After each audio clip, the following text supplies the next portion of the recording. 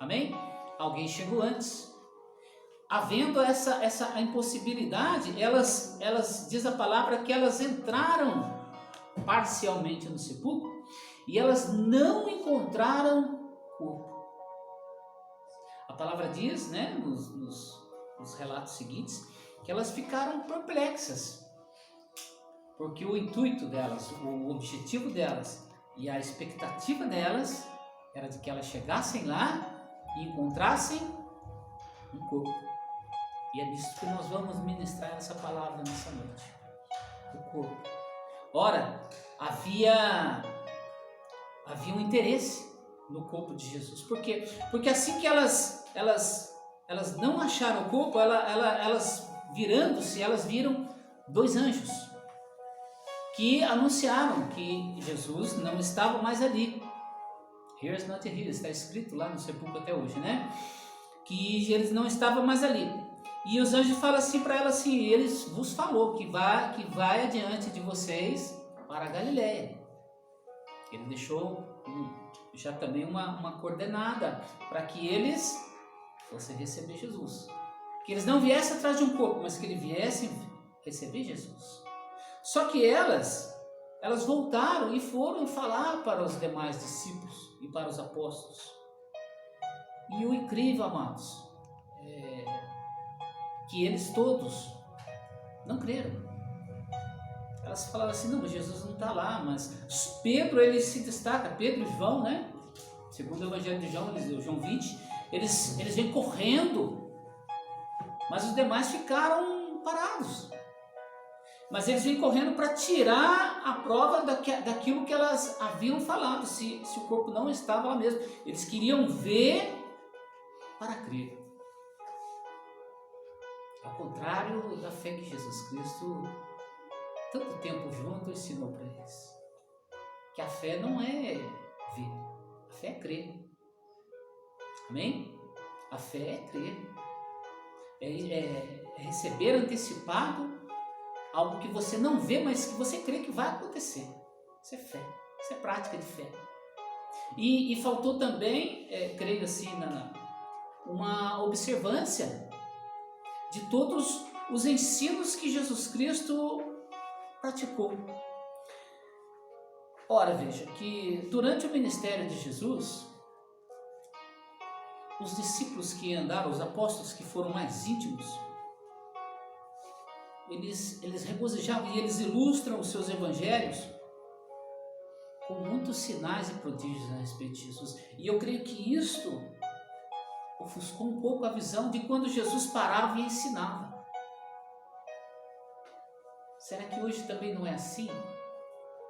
A voz do pregador que traz o ensino não é a mesma voz aceita do que um profeta que é usado por Deus para trazer algo para a igreja, para trazer algo pessoal, para trazer algo direcionado. Não existe pessoas que atribuem valor, né? Mais valor e mais fé a isto do que uma própria palavra de ensino. Será que hoje também as igrejas também não trabalham assim? Porque o próprio Senhor Jesus, ele deixa bem claro que o profeta não tem honra, senão na sua própria terra. Assim sofrem também os pastores dirigentes de trabalhos, que eles têm que trazer o ensino, eles têm que trazer o que vai levar para o céu. Mas as pessoas querem ver o que eu posso ganhar, o que está vindo para minha mão. As pessoas querem ver o que eu vou ganhar amanhã, se eu vou receber algo. Parece que o interesse maior é no que está presente, não é no que está por vir. Por isso, essa desconexão de tudo aquilo que Jesus ensinava. E na mesma hora eles desconversavam.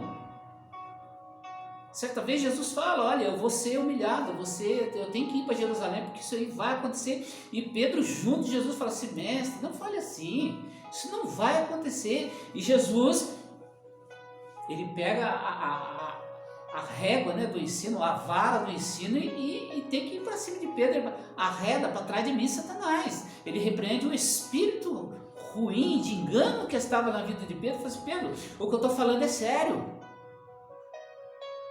Vocês não têm que olhar para essa vida secular e andar comigo aqui o tempo todo, não. Daqui a pouco eu vou para o Pai.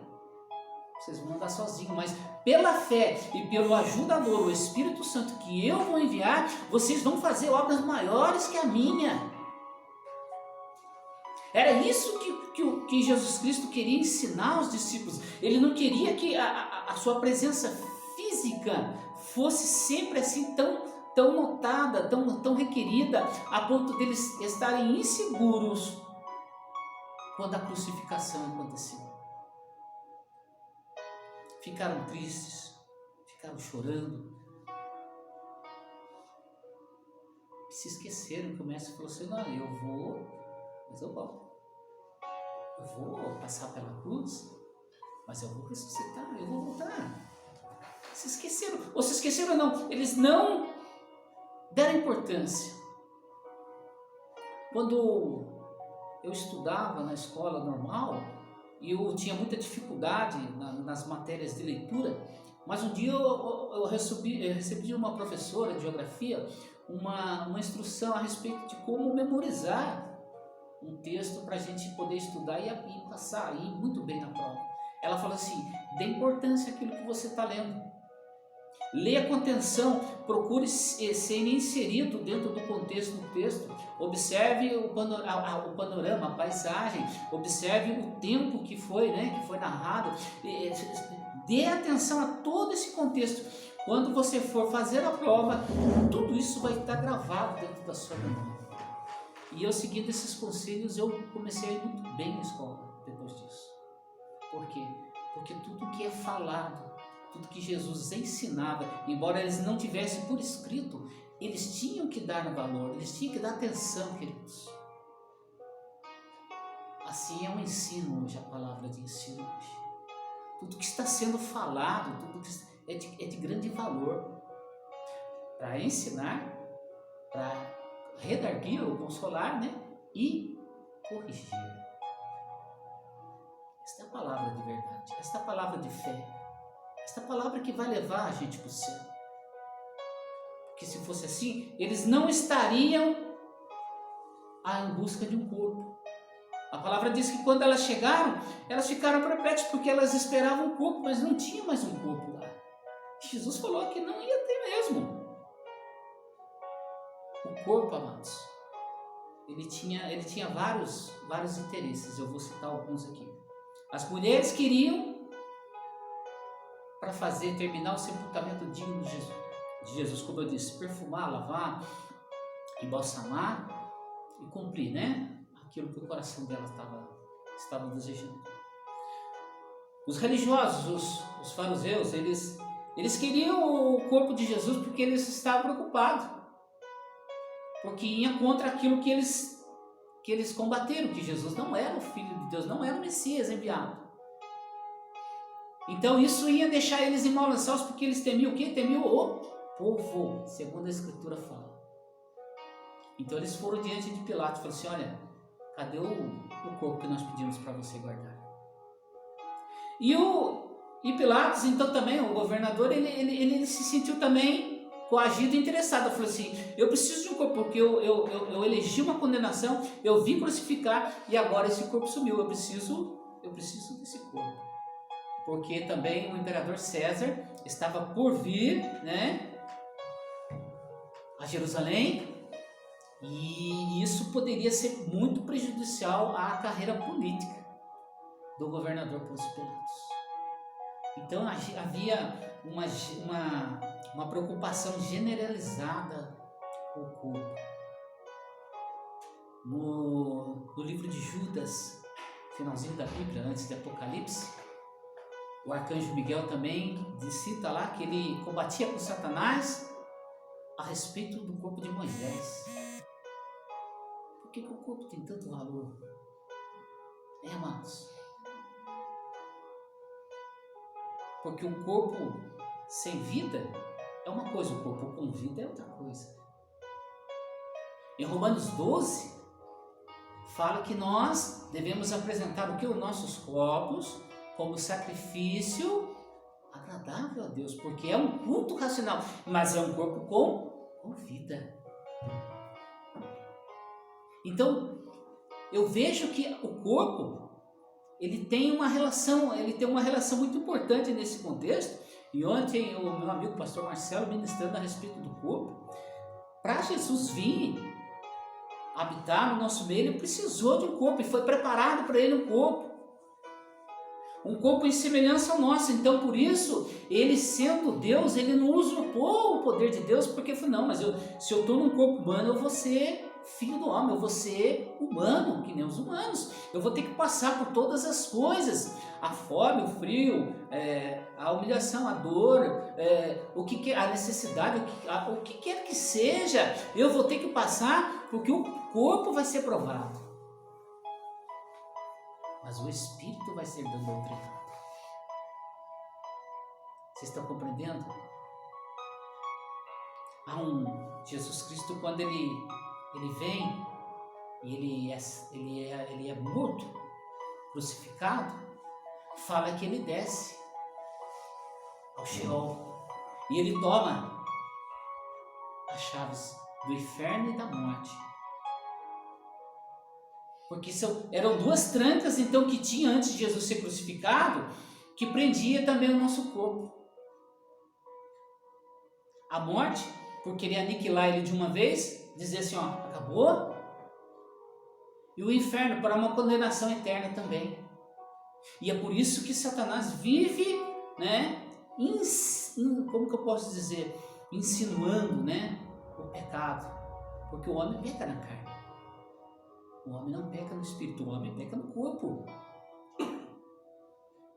o homem peca pelo corpo, e isso prende o homem ao pecado. Mas chegou tarde, Satanás. Jesus Cristo já pagou o preço. Está pago. Ele declarou, Pai, está consumado. Está consumado.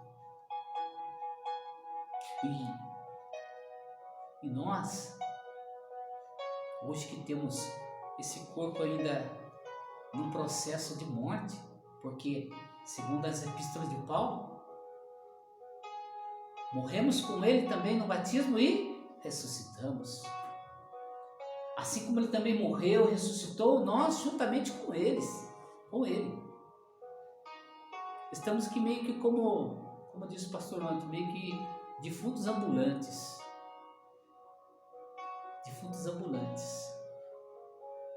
Aqui ainda nessa terra de provação, nessa terra em que o corpo ainda é um instrumento de pecado, sim. As pessoas usam o corpo para sensualidade.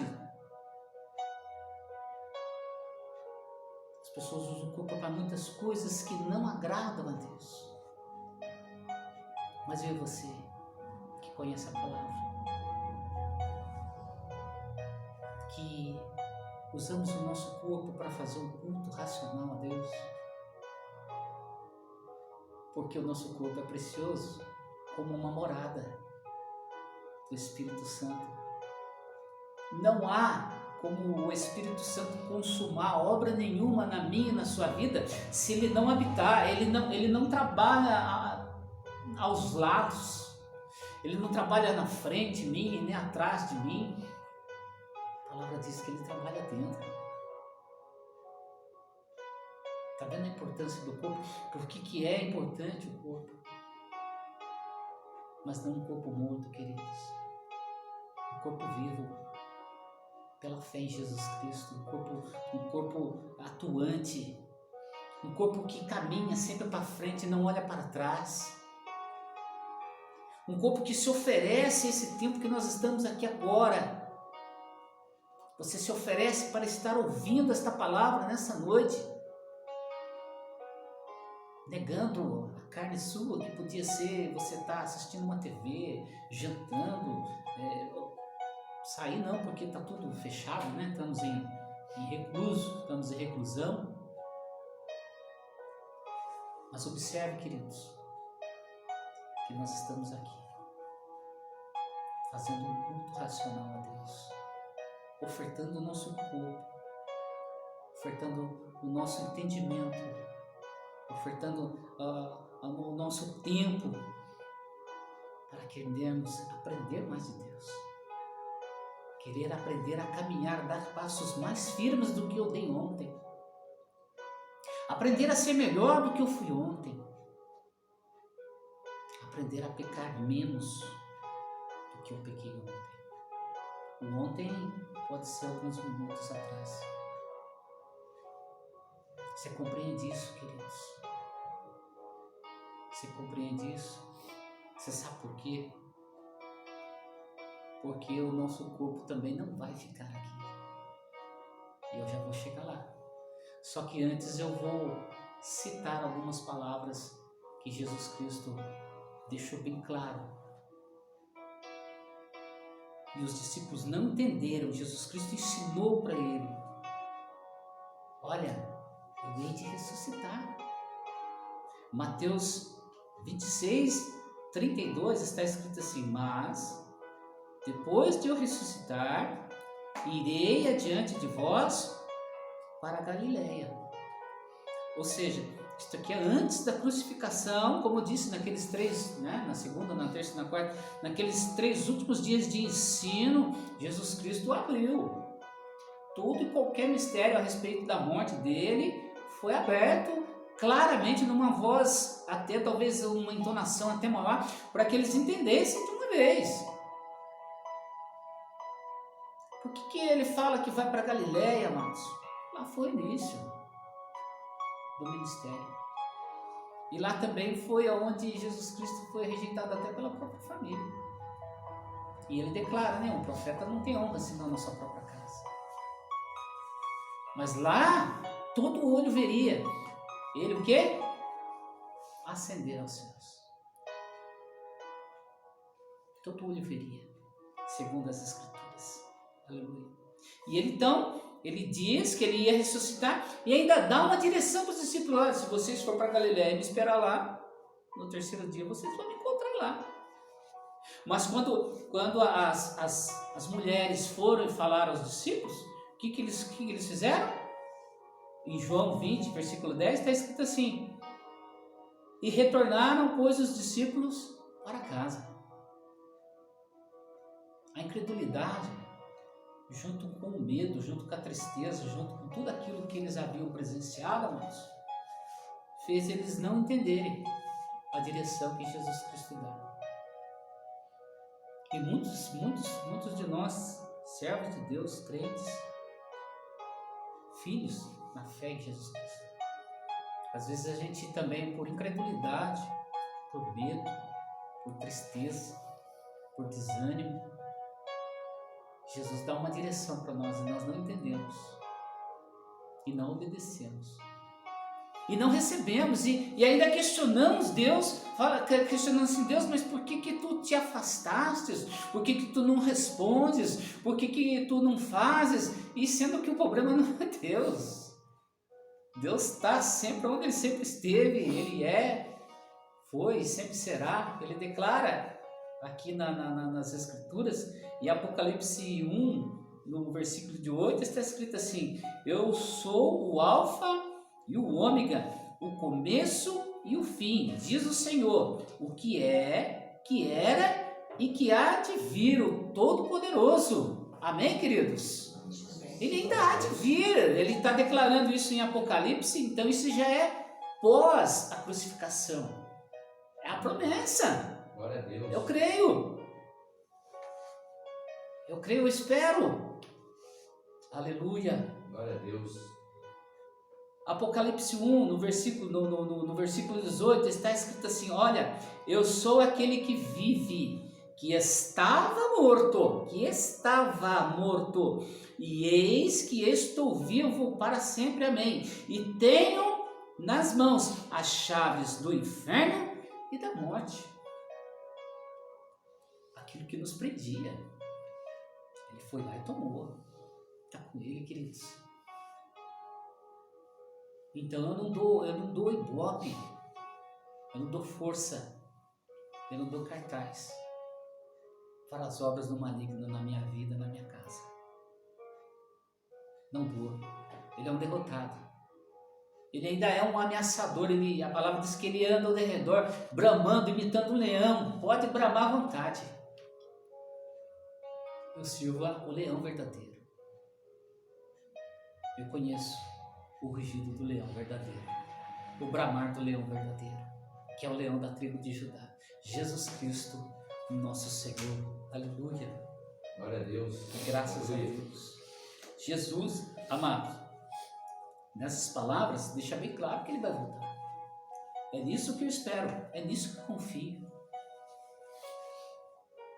Ele fala, né, em João 14:3, né, que ele fala que ele vai para o Pai, vai preparar moradas, e no versículo 3 ele fala assim: e se eu for, e ele foi, amém? Ele foi, e vos preparar lugar, virei outra vez, e os levarei para mim mesmo, porque onde eu estiver, vós estejareis também. Graças a Deus, louvado seja. Glória a Deus. Você crê nisso? Você pode dar glória, queridos? Amém. Você quer promessa fiel melhor do que essa, ou maior do que essa, para que você queira receber de Jesus algo aqui na terra ainda? Que você esteja com os olhos voltados para as coisas da terra. As mulheres queriam seguir a tradição, né, de preparar o defunto, as coisas da terra. Vocês esqueceram que ele falou assim: não vou pular. Vocês gastaram dinheiro à toa com as especiarias de bobeira. Eu vou ressuscitar. Ele deixou bem claro. Glória a Deus. E tem gente achando que Jesus não vai voltar. Tem crente desistindo da caminhada, achando que Jesus não vai voltar. Foi que nem as instruções que Jesus deu. Você não deu importância. As palavras que foram ministradas, e naquele grande dia você chegar diante de Deus e falar assim: não, mas ninguém me falou. Jesus falou: não, falou sim, você não deu importância. Falaram. Levantei profetas, levantei evangelistas, pastores, ministradores, pastores itinerantes. Usei instrumentos meus para te falar, mas você não deu importância. Seus olhos estavam em coisas que você queria contemplar aqui na terra. Estava de olho querendo um corpo morto para fazer uma obra numa coisa morta. Mas Jesus Cristo vive. E a melhor obra que nós podemos fazer é o que ele comunicou quando ele chegou para os discípulos. E ele falou assim: ide para todo mundo e pregar o evangelho. Pastor, eu não consigo para todo mundo. Prega o evangelho na tua casa. Prega o evangelho no teu trabalho, no ônibus, no supermercado. Pastor, eu sou tímido, não sei falar. Então, seja um cristão. O teu corpo fala. O teu comportamento, o teu andar. O teu andar fala. Charles Spurgeon, acho que tem uma frase assim, né? Pregue em todo o tempo. Se for necessário, fale. Quer dizer, dê testemunhos. Amém, queridos? Estou terminando. Aleluia. Glória a Deus. Olha só a promessa de Jesus em Filipenses 3, do versículo 20. Está escrito assim: porque não, na sua Bíblia deve estar né? Mas a nossa cidadania está nos céus, de onde também esperamos o Salvador, o Senhor Jesus Cristo. Ele promoveu isto para nós, e Ele prometeu isso para nós, e Ele irá cumprir isto em nós. E por que eu citei que o corpo é importante? Porque eu falei, o corpo não vai ficar, queridos. O corpo vai receber uma glorificação. Filipenses 3:21 está escrito assim, olha: que transformará o nosso corpo vil para ser conforme o seu corpo glorioso, o corpo de Jesus Cristo, né? Semelhante, né? Segundo o seu eficaz poder de sujeitar também a si todas as coisas. Para que nós possamos habitar no céu, esse nosso corpo que habita aqui na terra, ele vai ter que ser mudado. E o pastor até citou algo interessante do corpo de Jesus Cristo. Ele era um corpo vivo e sem sangue, porque o sangue que ele tinha, o tempo que ele precisou do sangue para viver aqui na terra, ele deixou na cruz. Mas quando ele se apresentou diante do incrédulo Tomé, que queria pôr o dedo na ferida, não tinha mais sangue. Tinha um buraco, mas não tinha mais sangue. No buraco do lado da lança, o buraco maior, estava ali, o buraco. Mas não tinha secreção, não tinha sangue.